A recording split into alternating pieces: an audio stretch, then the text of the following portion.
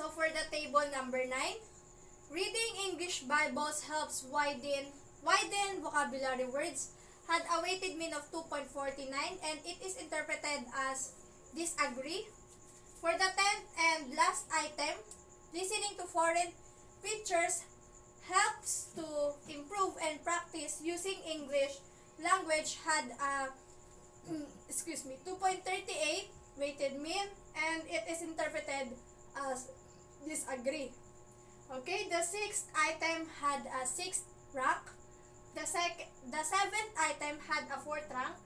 The 8th item is also the 8th rank. The 9th item is also the 9th rank. And the last item, 10th rank, is also the same. Meaning, it is also 10th rank. Next. So with the average weighted mean of 2.85, which interpreted as moderately agree, this table is similar to the studies of Dinama, Shilopeke-Jurowe, Kemwabe, and Motsoshi, which stated that some of the factors that affects the academic performance of the students are language as a medium of instruction, teaching and learning resources, teachers' methods, assessment skills, and parents' involvement. Also, the studies of Warner Soderholm and Krieger, which revealed that diversity of religion, together with the diversity of language, race, ethnicity, and gender are important aspects of communication in the classroom environment.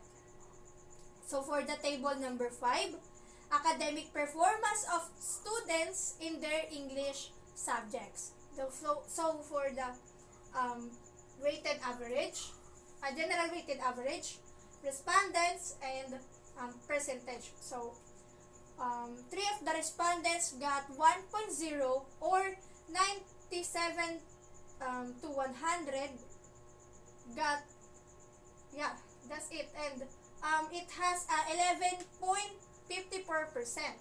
2 of the respondents got 1.25 in their cards, which is equivalent to 7.7%.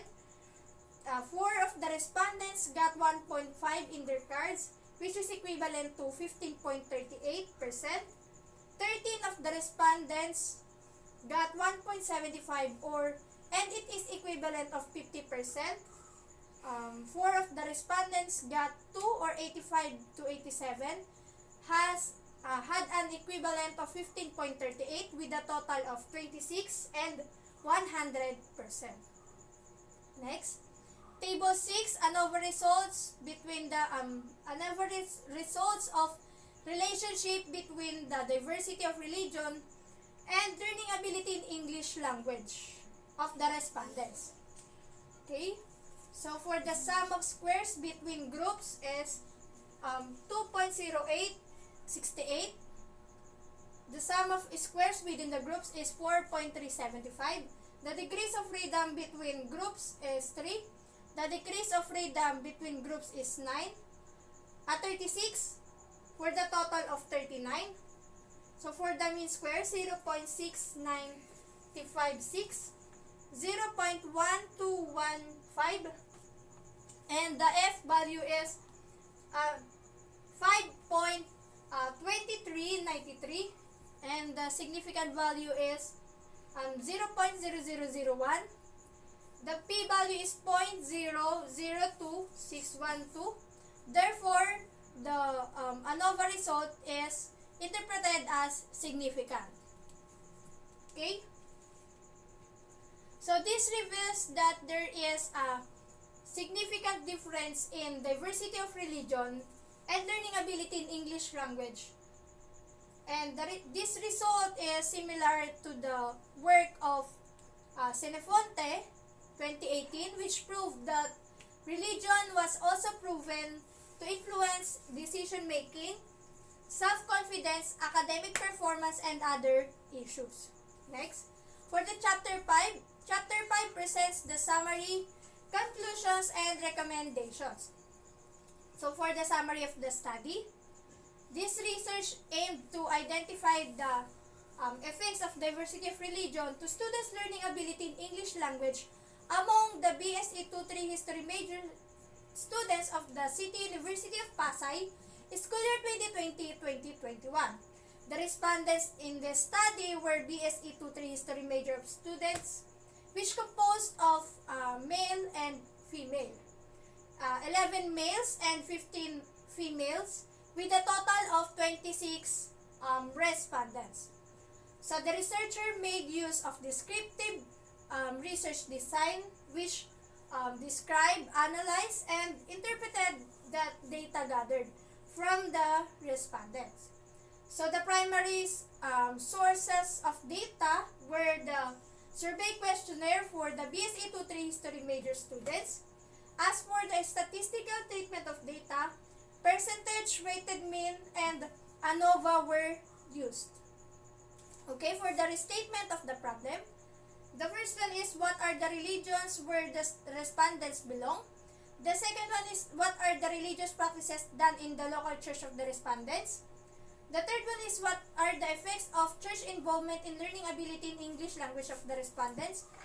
The fourth one is the academic performance of the students in their English subjects.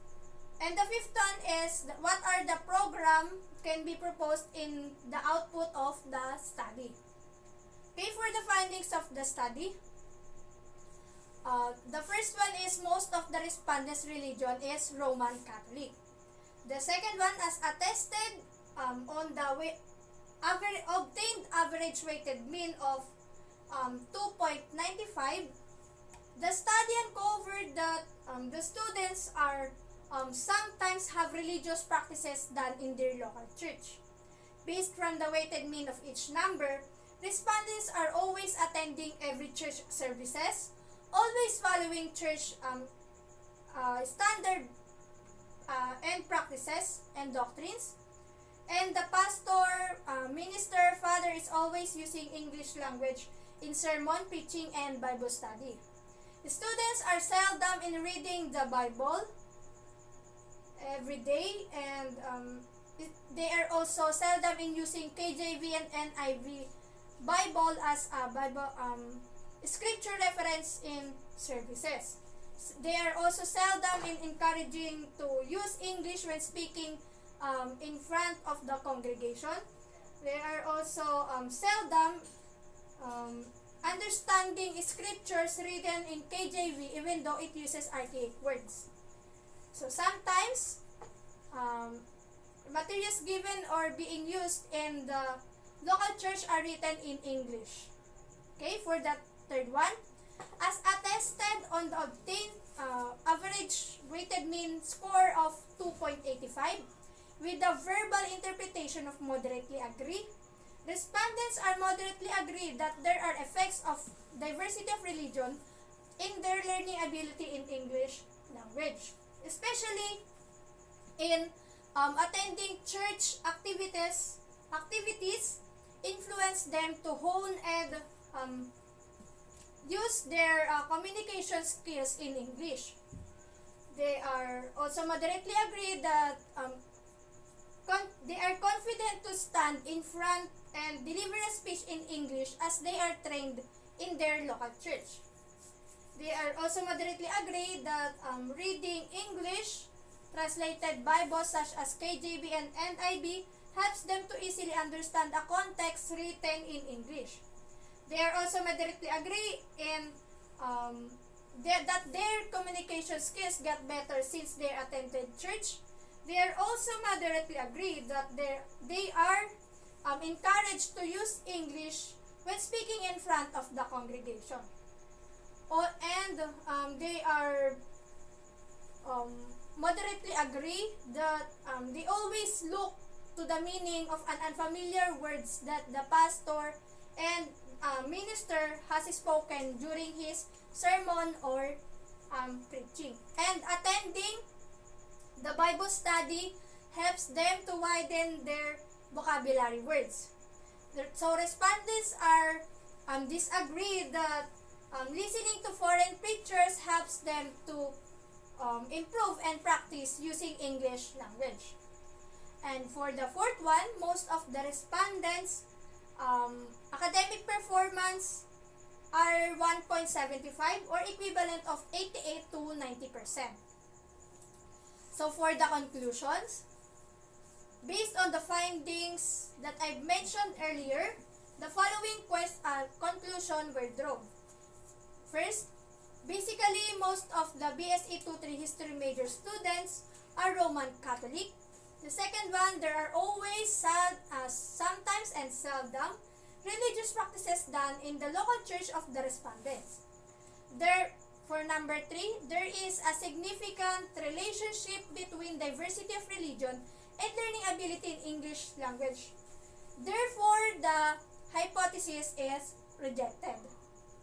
Okay, for the recommendation, the first one is encourage students to join every activities or event in school so they will enhance their talents and skills. Number 2, encourage students to memorize at least 5 words every day, 5 deep words, so that they will enhance their cognitive skills. Third one, the students should know the importance of reading books. The fourth one is create an organizational club for those students who are willing to learn about their beliefs, so the students will have a deeper understanding in their religions. And the fifth one is encourage students to accept the diversity of religion. Okay, that's the end of my presentation. Again, my name is Venus Carino Maria, and that is my thesis. That's all. Thank you.